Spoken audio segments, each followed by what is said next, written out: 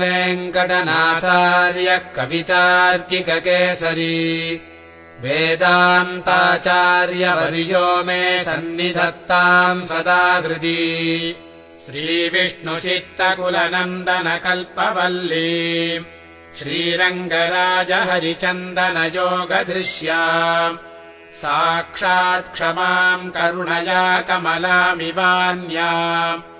गोदामनन्यशरणः शरणम् प्रपद्ये श्रीविष्णुचित्तकुलनन्दनकल्पवल्ली श्रीरङ्गराजहरिचन्दनयोगदृश्याम् साक्षात् क्षमाम् करुणया कमलामिवान्याम् गोदामनन्यशरणः शरणम् प्रपद्ये वैदेशिकश्रुतिगिरामपि भूयसीनाम् वर्णेषु मातिमहिमा न हि मादृशाम् ते।